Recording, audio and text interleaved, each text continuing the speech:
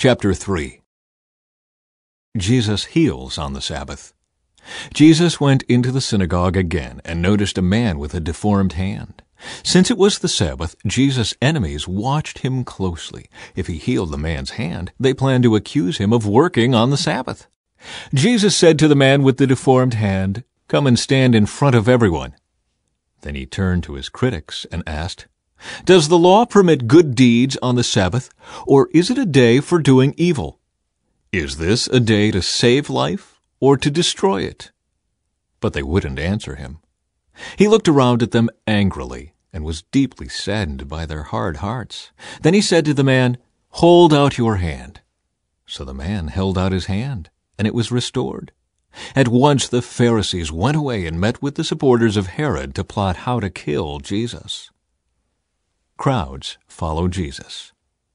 Jesus went out to the lake with his disciples, and a large crowd followed him. They came from all over Galilee, Judea, Jerusalem, Idumea, from east of the Jordan River, and even from as far north as Tyre and Sidon.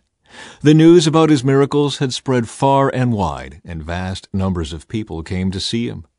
Jesus instructed his disciples to have a boat ready so the crowd would not crush him. He had healed many people that day, so all the sick people eagerly pushed forward to touch him. And whenever those possessed by evil spirits caught sight of him, the spirits would throw them to the ground in front of him, shrieking, "You are the Son of God!"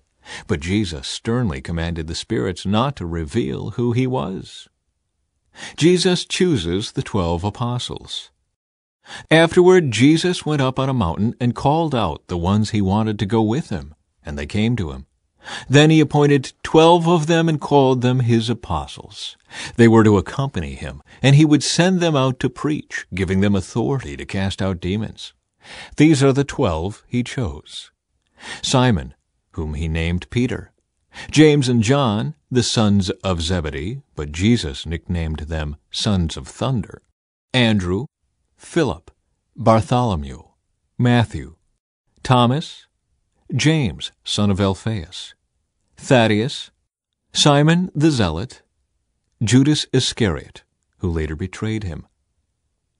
Jesus and the Prince of Demons. One time Jesus entered a house, and the crowds began to gather again. Soon he and his disciples couldn't even find time to eat.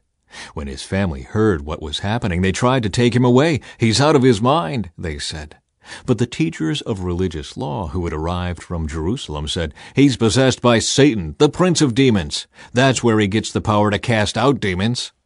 Jesus called them over and responded with an illustration. "How can Satan cast out Satan?" he asked. "A kingdom divided by civil war will collapse. Similarly, a family splintered by feuding will fall apart. And if Satan is divided and fights against himself, how can he stand? He would never survive. Let me illustrate this further. Who is powerful enough to enter the house of a strong man, like Satan, and plunder his goods? Only someone even stronger, someone who could tie him up and then plunder his house. I tell you the truth, all sin and blasphemy can be forgiven, but anyone who blasphemes the Holy Spirit will never be forgiven. This is a sin with eternal consequences." He told them this because they were saying he's possessed by an evil spirit. The true family of Jesus.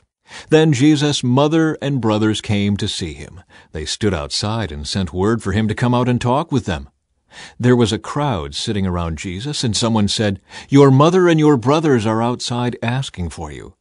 Jesus replied, "Who is my mother? Who are my brothers?" Then he looked at those around him and said, "Look, these are my mother and brothers. Anyone who does God's will is my brother and sister and mother."